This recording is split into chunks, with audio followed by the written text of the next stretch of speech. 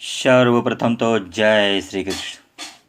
आज हम लोग यह जानेंगे कि आज का जो ये विज्ञान की उन्नति है, क्या यह चरम उन्नति है और इसकी तुलना हम महाभारत काल से करते हैं।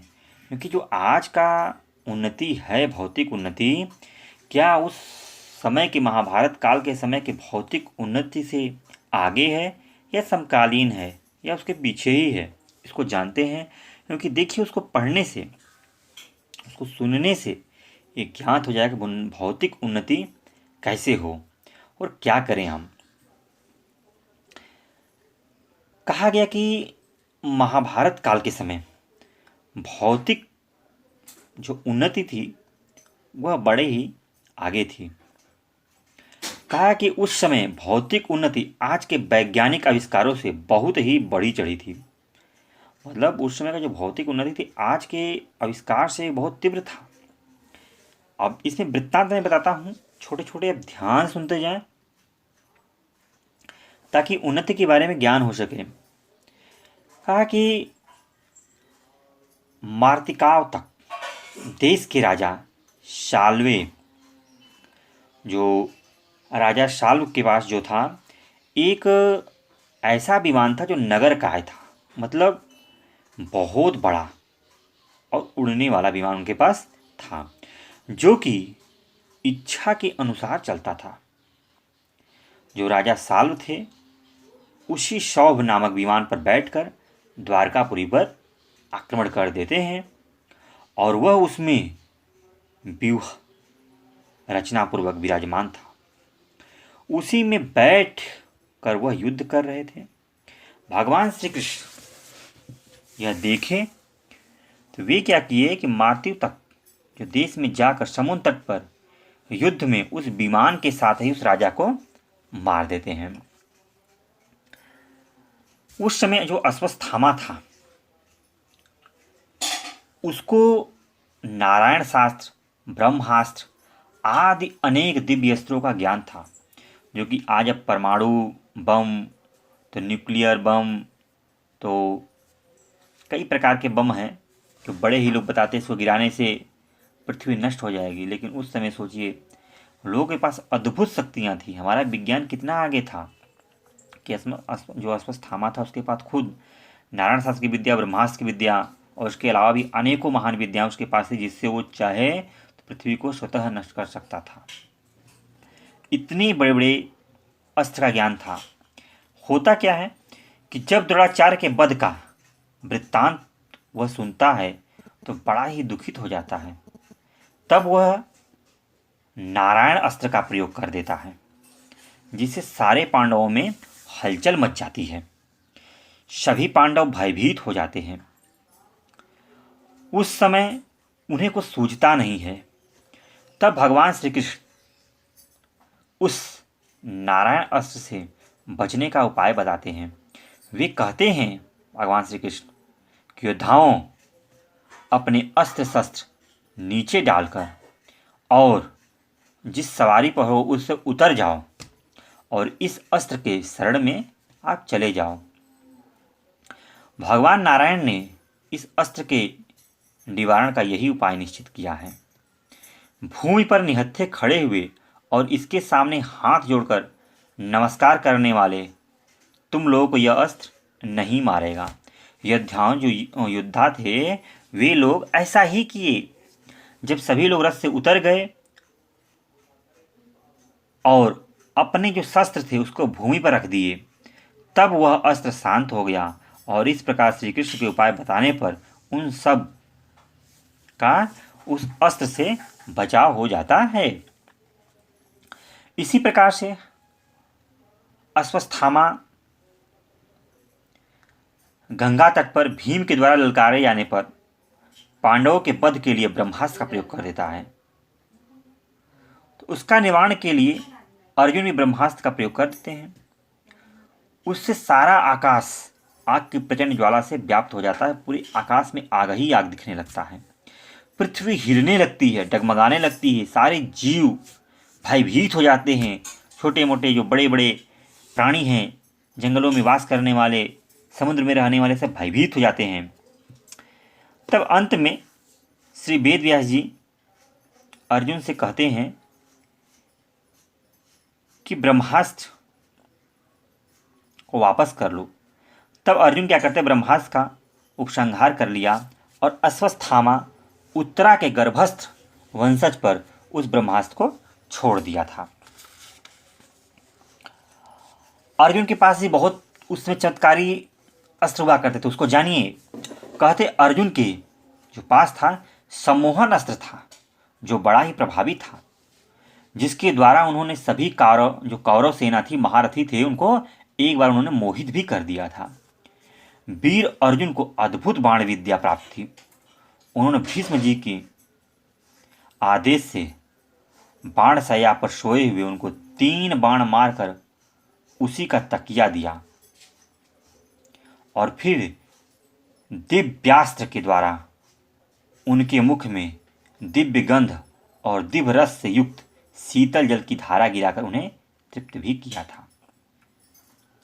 इतना ही नहीं, जयद्रथ वध के दिन भयंकर संग्राम में जब अर्जुन के घोड़े थक गए, तब अर्जुन ने युद्ध करते हुए शत्रुओं के बीच बाणों के द्वारा पृथ्वी पर आघात करके एक सरोवर उत्पन्न कर दिया था वहां एक बाणों का ही घर बना दिया। अर्जुन का ये अपूर्व कार्य देखकर सब साधुवाद देने लगे। भगवान श्री कृष्ण वहां रथ के घोड़े को खोलकर नहलाया, पानी पिलाया और घास दाने खिलाए।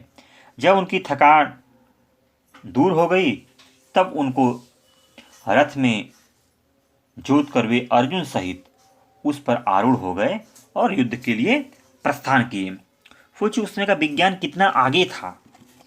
और भी सुनिए, क्योंकि ज्ञान होना बहुत जरूरी कि हमारा सनातन संस्कृति जो है इसमें कितना आगे था। हमारा विज्ञान आज के विज्ञान से कितना आगे था।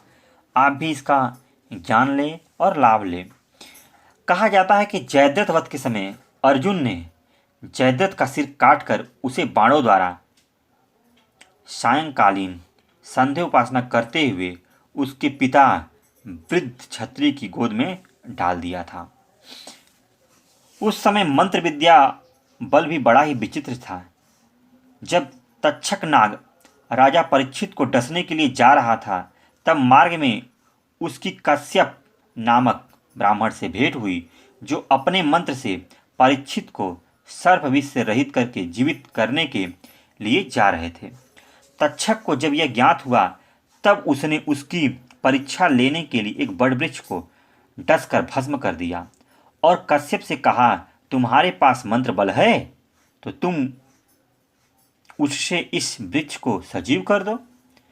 तब उस सौभाग्यशाली विद्वान द्विज श्रेष्ठ कश्यप ने भस्म राशि के रूप में विद्यमान उस वृक्ष को मंत्र विद्या के बल से जीवित कर दिया। सोचिए उस समय क्या है कि राख बने पेड़ को कश्यप जो ब्राह्मण थे अपने मंत्र के द्वारा उसको तरोताजा, उसे एकदम लहलहाता हुआ पेड़ के रूप में जीवित कर देते। इस पर तक्षक ने उन्हें धन देकर वहीं से लौटा दिया। श्री वेदव्यास जी महाराज में तो यह वैज्ञानिक शक्ति बहुत ही अधिक विकसित थी। वे चाहे जिसे दिव्य दृष्टि दे देते थे। जो व्यास महाराज थे वे किसी को दिव्य दृष्टि देने में सक्षम थे। जो कि हम लोग आजकल वीडियो कॉलिंग से बात करते हैं ना, कोई कहाँ पर है, कैमरा लोग लगाते हैं तीसरी आंख, वे ऐसी शक्ति उसी समय थी। सोचिए वेदव्यास जी, और अपने ही नहीं वे दूसरे को भी ये शक्ति दे देते। जैसे आता है ना सीसीटीवी कैमरा वाला आके कहता है ना कि भाई आप लोग लगवा लो, और मोबाइल में जो कैमरा ला के बेच रहा है सोचिए वो श्री वेदव्यास जी है, आप लोग को दे रहा है, हम खरीद रहे हैं, जो योग्य है वो खरीद रहा है। और यहाँ बैठे बैठे ही हम दूर की ये देख रहे हैं, दूर ही बैठे अपने परिजनों से बात कर रहे हैं। तो उस समय वेदव्यास जी के पास शक्ति थी और दूसरे को ये शक्ति दे भी सकते थे कि आप बैठे बैठे देख सकते हो अपनों को कहाँ पर वो क्या कर रहा है। सोचिए आज हम इस समय पहुँचे और वो कितना पुराना हमारा विज्ञान कितना आगे था। किसी को भी दृष्टि देते थे। उन्होंने राजा द्रुपद को दिव्य दृष्टि प्रदान करके पांडवों के दिव्य रूप के दर्शन करा दिए। इसी प्रकार संजय को भी उन्होंने दिव्य दृष्टि दी थी। उस दिव्य दृष्टि प्रभाव से संजय ने महाभारत युद्ध का सारा वृत्तांत जानकर राजा धृतराज को सुना दिया था। प्रकट अप्रकट दिन में होने वाली या रात में होने वाली अथवा मन में सोची गई सारी बातें संजय ने प्रत्यक्ष जान ली। उन्हें सर्वज्ञता प्राप्त हो गई एवं संजय को कोई हथियार नहीं काट सका। उन्हें परिश्रम या थकावट भी नहीं हुई। ये युद्ध से जीवित बच गए क्योंकि श्री वेद व्यास जी ने उनको ऐसा ही वरदान दिया था। अगला वृत्तांत आप सुने। इतना ही नहीं, जब मृत पुत्रों और बांधवों के शोक से दुखी हुई गांधारी आदि स्त्रियों ने व्यास जी से अपने मरे हुए पुत्रों आदि के दर्शन कराने का अनुरोध किया, तब वेद व्यास जी ने गंगा तट पर जाकर कुरुक्षेत्र के युद्ध में 18 अक्षौहिणी सेना के मरे हुए सैनिकों को आह्वान किया, जिससे वे सब योद्धागण जल से प्रकट हो गए। जिस वीर का युद्ध के समय जैसा वेश, जैसा ध्वजा और जैसा वाहन था, वह उसी से युक्त देखा गया। वे सभी दिव्य वस्त्र धारण किए हुए थे। सबके कानों में चमकीली कुंडल थी। उस समय वे बैर, अहंकार, क्रोध और मार्स छोड़ चुके थे। उन परलोक से आए हुए अपने पिताओं, भाइयों, पतियों और पुत्रों से मिलकर वहां एकत्र हुई सब स्त्रियां बहुत प्रसन्न हुई। उनका दुख दूर हो गया। फिर श्री वेद व्यास जी विसर्जन कर देने पर वे सब गंगा जी में गोता लगाकर अदृश्य हो गए। श्री वेद व्यास जी की आज्ञा से जो स्त्रियां अपने पति लोग जाना चाहती थी, वे भी गंगा जी में गोता लगाकर अपने पतियों के साथ चली गई। इस रोमांचकारी दृश्य को वहां उपस्थित सब लोगों ने प्रत्यक्ष देखा था। प्रत्यक्ष करता थे ऐसा देखा गया। यही नहीं, जब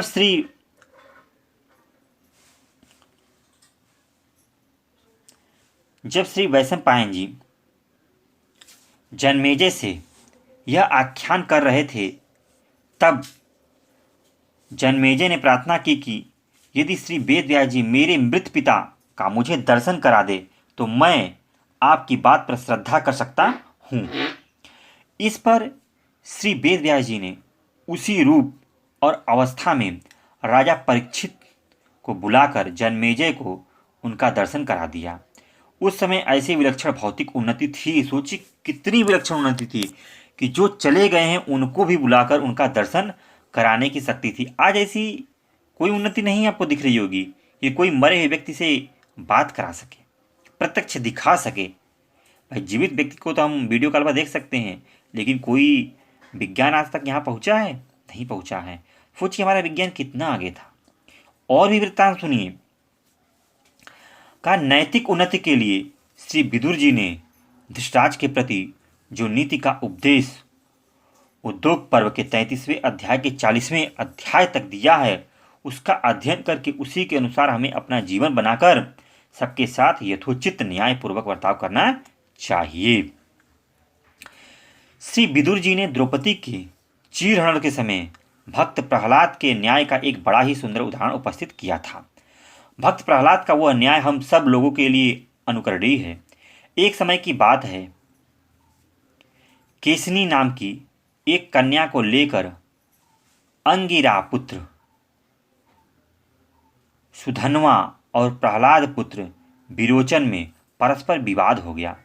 वे दोनों ही उसको पाने की इच्छा में मैं श्रेष्ठ हूँ यूँ कहने लगे। अंत में उन दोनों में अपनी बात सत्य करने के लिए प्राणों की बाजी लगा दी एवं वे श्रेष्ठता के प्रश्न को लेकर दैत्यराज प्रहलाद के पास गए और उन्हें अपनी शर्त बताकर पूछा, हम दोनों में कौन श्रेष्ठ है? आप इस प्रश्न का ठीक ठीक उत्तर दें, झूठ न बोलें। यह सुनकर प्रहलाद इस विषय में कुछ पूछने के लिए महातेजस्वी कश्यप जी के पास गए और पूछा। जो प्रश्न का उत्तर ही नहीं दे अथवा असत्य उत्तर दे, उसे परलोक में क्या गति प्राप्त होती है? इस पर कश्यप जी ने कहा, प्रहलाद, जो जानते हुए भी काम, क्रोध या भय से प्रश्न का उत्तर नहीं देता, वह अपने ऊपर वरुण देवताओं के सहस्त्रों पास डाल लेता है।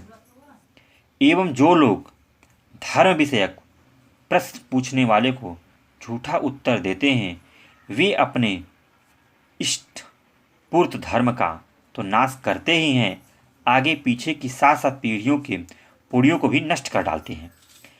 कश्यप जी की बात सुनकर प्रहलाद जी ने अपने पुत्रों से कहा, विरोचन, सुंधवा तुमसे श्रेष्ठ है, उसके पिता अंगिरा मुझसे श्रेष्ठ हैं और सुंधवा की माता तुम्हारी माता से श्रेष्ठ है। अब यह सुधन्वा ही तुम्हारे प्राणों प्राणों का स्वामी है।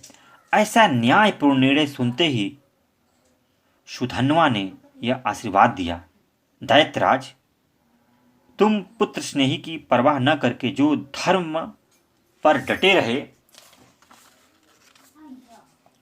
इससे प्रसन्न होकर मैं तुम्हारे पुत्रों को वर देता हूं कि यह 100 वर्षों तक जीवित रहे।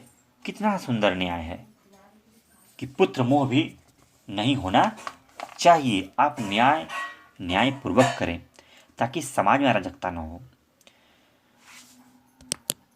तो हमारा विज्ञान इस तरह से बड़ा ही आगे था। कुछ और जानते हैं। कहते व्यवहारिक उन्नति के लिए हमें तुलाधार वैश्य की व्यापार नीति का अनुसरण करना चाहिए। वे बड़ी सत्यता और क्षमतापूर्वक वैश्य धर्म का पालन करते थे। उनको इस सत्य व्यवहार के कारण ही तीनों कालों का ज्ञान हो गया था। प्राचीन काल की बात है, जाजली नाम के एक महान तपस्वी ब्राह्मण थे। उन्होंने समुद्र के तट पर जाकर बड़ी भारी तपस्या की। उनकी जटाओं में एक पक्षी के जोड़े ने घोंसला बना लिया और विश्वस्त होने के कारण उन्होंने उसी में अंडे दे दिए। जब उनसे बच्चे पैदा होकर उनके पंख निकल आए तब वे बाहर आने जाने लगे। यह देखकर जाजली ऋषि को बहुत प्रसन्नता हुई। जब पक्षी उड़कर चले गए और 1 मास तक वापस नहीं लौटे तब जाजली ने घोंसले को सिर से नीचे गिरा दिया। उस समय वे अपने को महान धर्मात्मा समझने लगे और ताल ठोककर कहने लगे, मैंने धर्म को प्राप्त कर लिया। इतने में आकाशवाणी हुई, जाजले, तुम धर्म में काशीपुरी के तुलाधार वैश्य के समान नहीं हो। यह सुनकर जाजली काशीपुर में तुलाधार के पास आए तो उनको सौदा बेचते देख तुलाधार जाजली ऋषि को आते देख तुरंत उठकर खड़े हो गए और उन्होंने उनका आदर सत्कार करके कहा, ब्राह्मण, आप मेरे पास आ रहे हैं, यह मुझे पहले ही ज्ञात हो गया था। आपके सिर पर पक्षियों के अंडे देने, उनसे बच्चा पैदा होने, उनका आपके द्वारा पालन किए जाने और उससे आपके अपने को बहुत बड़ा मानने पर आकाशवाणी होने की बात भी मुझे ज्ञात है। तब जाजली बोले, वैश्य पुत्र, तुम तो सब प्रकार से रस, गंध, वनस्पति, औषधि, मूल और फल आदि बेचा करते हो। तुम्हें यह ज्ञान कैसे प्राप्त हुआ? तुलाधार ने उत्तर में कहा, जाजले, जिसमें किसी भी प्राणी के साथ द्रोह, हिंसा न करना पड़े अथवा कम से कम द्रोह करने से काम चल जाए, ऐसी जीवन वृत्ति ही परम धर्म है। मैं उसी से जीवन निर्वाह करता हूँ। विप्रवर, मेरे यहाँ मदिरा नहीं बेची जाती। उसे छोड़कर बहुत सी पीने योग्य रसों को दूसरों से खरीद कर बेचता हूँ। मैं छल कपट और असत्य से रहित होकर माल खरीदता बेचता हूँ। मैं न किसी से अनुरोध करता हूँ, न विरोध ही करता हूँ। न कहीं मेरा कोई द्वेष है, न किसी से मैं कुछ कामना करता हूँ। समस्त प्राणियों के प्रति मेरा समभाव है। जाजले, यही मेरा व्रत और नियम है। इस पर दृष्टिपात करो। मुनि, मेरी तराजू सब मनुष्यों के लिए सम है, सबके लिए बराबर तोलती है। तदंतर तुलाधार ने महर्षि जाजली को धर्म की बहुत सी गुण बातें बतलाई और कहा, ब्राह्मण, मैंने धर्म के जिस मार्ग का दर्शन कराया उस पर सज्जन पुरुष चलते हैं या दुर्जन, इस बात को अच्छी तरह से जांच प्रत्यक्ष कर ले, तब आपको इसके यथार्थ ज्ञान होगा। देखिए, आकाश में ये आपके सिर पर उत्पन्न हुए पक्षी उड़ रहे हैं। इनको बुलाकर इनसे प्रश्न कीजिए। तब जाजली उन पक्षियों को बुलाया। उनका धर्मयुक्त वचन सुनकर वे पक्षी वहां आए और मनुष्य के समान स्पष्ट वाणी में बोलने लगे। उन्होंने जाजली से श्रद्धा की महिमा वर्णन करते हुए आश्रयबद्ध सबसे बड़ा पाप और श्राद्ध पाप से छुटकारा दिलवाने वाली, जैसे सांप अपने केचुली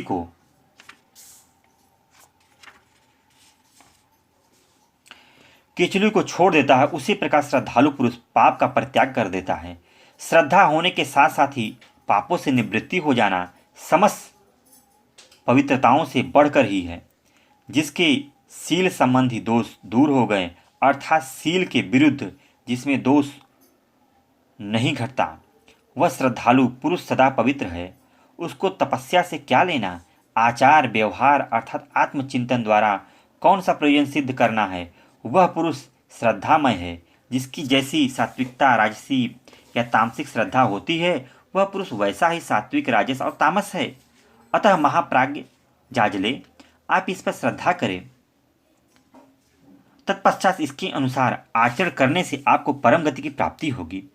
श्रद्धा करने वाला श्रद्धालु पुरुष साक्षात धर्म का स्वरूप है। जाजले, जो श्रद्धापूर्वक अपने धर्म पर स्थित है, वही सबसे श्रेष्ठ माना गया है। तदंतर थोड़े ही समय में न्याय युक्त सत्य व्यवहार करने वाले तुलाधार वैश्य और महातपस्वी जाजली ऋषि दोनों ही परमधाम चले गए। धार्मिक उन्नति के लिए हमें भगवान श्री कृष्ण के कहे हुए दैवी संपदा के लक्षणों का धारण करना चाहिए। दैवी संपदा क्या है उसको भी जानेंगे, उसको मैं अगले भाग में बताऊंगा। तो आज के लिए इतना ही, और आप लोग भी इसका अनुसरण करें और जाने कि हमारा जो सनातन संस्कृति बहुत ही आगे था। इसमें धार्मिकता तो है ही, नैतिकता तो है ही, साथ में भौतिकता जो थी, जो भौतिक उन्नति जो विज्ञान था, बड़ा ही आगे था। और हमें इस पर गर्व होना चाहिए और इस पर खोज करना चाहिए, इसका मनन करना चाहिए, ताकि हम लोग दोबारा इस उन्नति तक पहुंच सकें। जय श्री कृष्ण, जय श्री कृष्ण।